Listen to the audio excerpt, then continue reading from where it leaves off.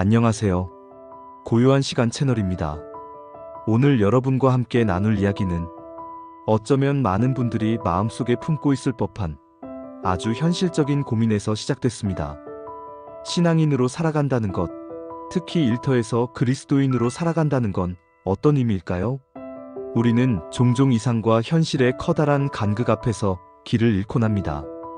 하나님의 뜻대로 살고 싶지만 세상의 요구는 정반대를 향해 달려갈 때 우리는 그 갈라진 틈새에서 홀로 서 있는 것 같은 막막함을 느끼죠. 저에게도 그런 시간이 있었습니다. 작은 건설 회사의 임원으로 일하면서 노동자와 경영자라는 양쪽의 입장이 첨예하게 부딪히는 바로 그 한복판에 서 있어야 했죠. 한쪽에 손을 들어주면 다른 한쪽이 무너지는 상황. 이익과 양심, 생존과 신념 사이에서 매일같이 벌어지는 줄다리기 속에서 저는 끊임없이 질문했습니다. 하나님, 여기서 제가 무엇을 해야 합니까? 이 갈라진 틈새에서 하나님은 어디에 계신가요?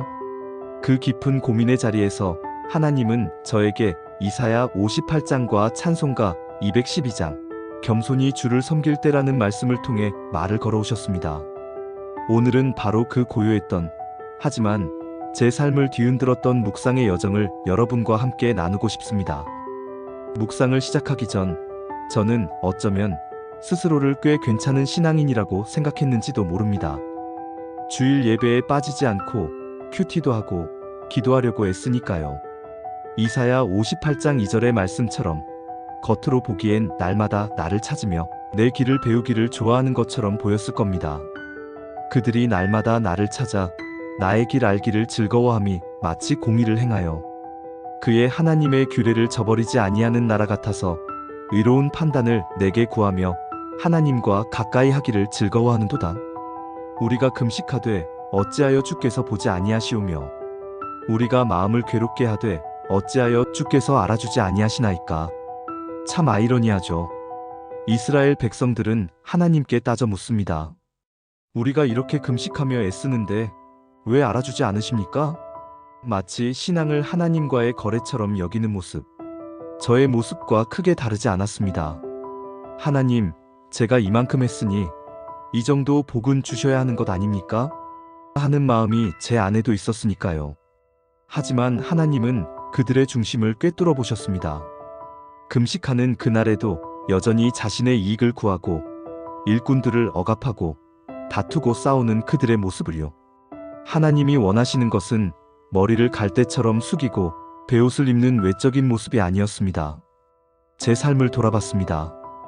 교회에서는 경건한 성도의 모습이었지만 회사에서는 어땠을까요? 끊임없이 노동자를 착취해야 제 능력을 더 인정받는 그 구조 속에서 저는 과연 누구를 예배하고 있었을까요?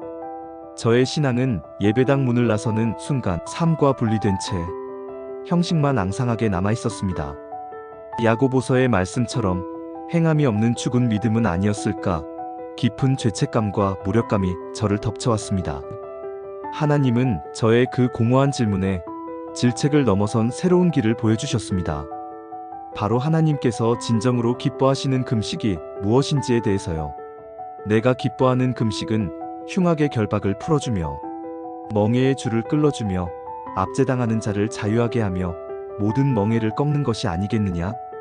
또 줄인 자에게 내 양식을 나누어주며 유리하는 빈민을 집에 들이며 헐벗은 자를 보면 입히며 또 내 골육을 피하여 스스로 숨지 아니하는 것이 아니겠느냐?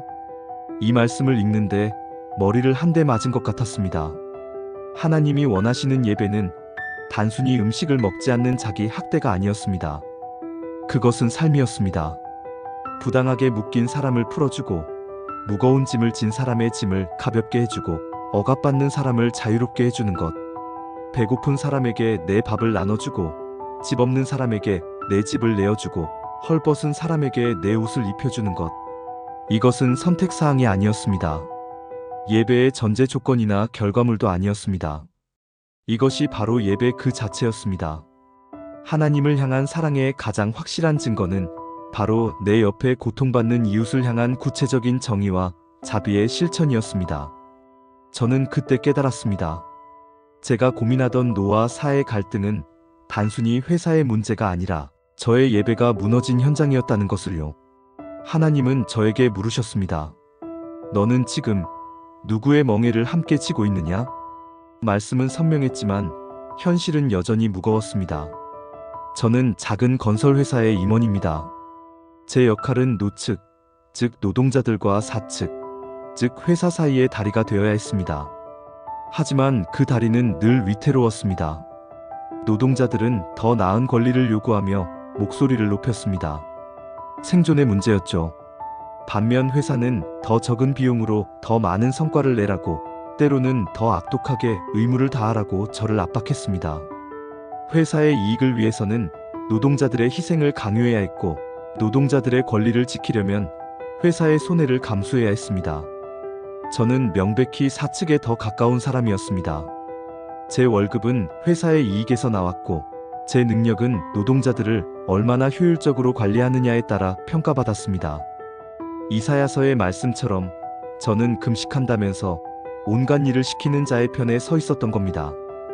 이 갈라진 틈새에서 저는 매일같이 무너져 내렸습니다. 이사야 58장 12절은 우리를 무너진 데를 보수하는 자로 부르시는데, 저는 대체 어디가 무너진 곳인지, 누구의 틈을 메워야 하는지 알 수 없었습니다. 회사의 갈라진 틈일까요? 아니면 고통받는 노동자들의 갈라진 틈일까요? 지혜가 너무나 부족했습니다. 결국 저는 이 관계의 어려움을 더 이상 감당하기 어렵다고 판단했고 퇴사를 결심했습니다. 퇴사를 결심했지만 마음은 더 복잡해졌습니다. 제 안에서 또 다른 질문이 피어올랐습니다. 이 결정은 과연 하나님 앞에서 정직한 것일까? 저는 두려웠습니다.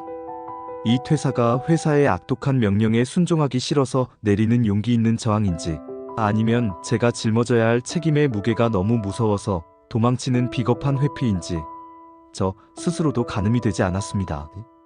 찬송가 212장의 1절 가사가 제 마음을 울렸습니다.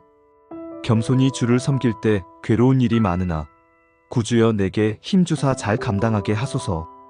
저는 힘을 달라고 기도했습니다. 이 괴로운 일을 피하게 해달라는 기도가 아니라 잘 감당하게 해달라는 기도를 드리고 싶었습니다.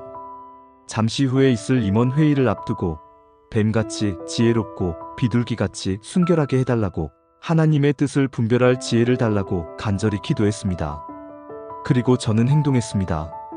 두려움을 안고 회사 측에 저의 뜻을 솔직하게 밝혔습니다. 퇴사하겠다고, 더 이상 이런 방식으로는 일할 수 없다고 말입니다. 저는 최악의 경우를 상상했습니다. 회사가 이렇게 어려운데 너만 쏙 빠지려고 하냐는 비난, 어쩌면 불이익을 당할 수도 있다는 두려움. 하지만 하나님의 응답은 제 예상을 완전히 빗나갔습니다.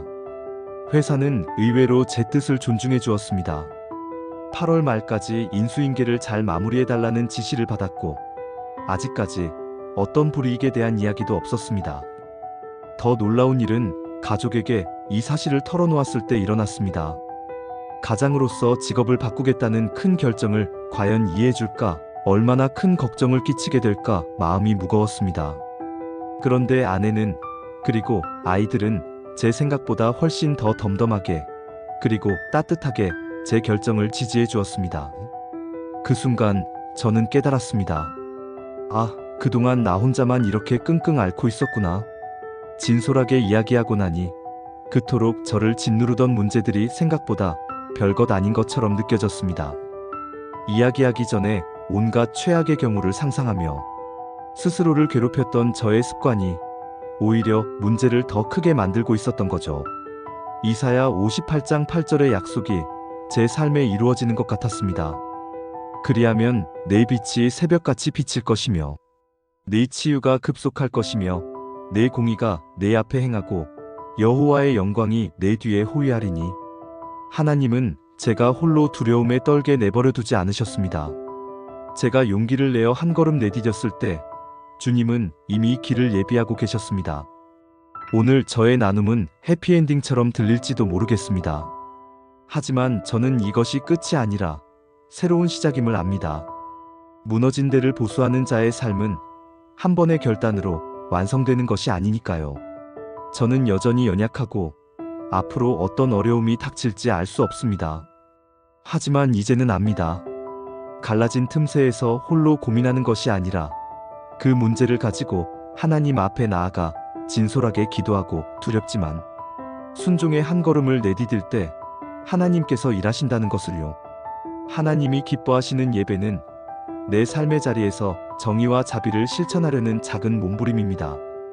찬송가의 고백처럼 인자한 말을 가지고 사람을 대하고 구주의 귀한 인내를 깨달아 굳건한 믿음으로 나아갈 때 우리는 구주와 함께 살면서 참 평강을 얻게 될 것입니다. 이 영상을 보시는 분들 중에도 저처럼 삶의 갈라진 틈새에서 힘겨워하는 분이 계시다면 오늘 이 말씀이 작은 위로와 용기가 되기를 소망합니다. 우리 함께 기도하며 나아갈까요? 사랑의 하나님, 감사합니다. 형식만 남은 저의 예배를 깨우시고 하나님이 진정 기뻐하시는 것이 무엇인지 알게 하시니 감사합니다.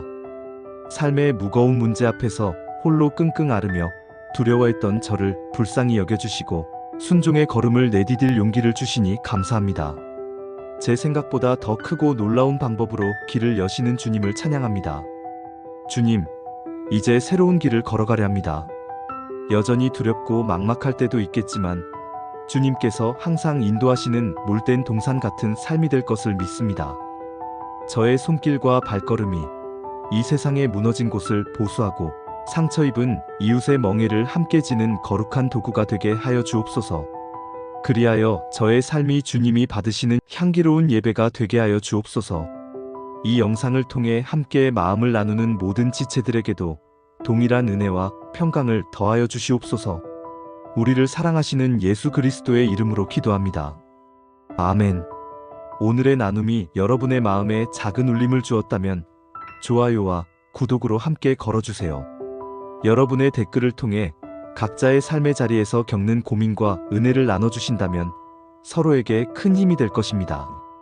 그럼 다음 고요한 시간에 더 깊은 묵상으로 찾아뵙겠습니다. 평안한 하루 보내세요.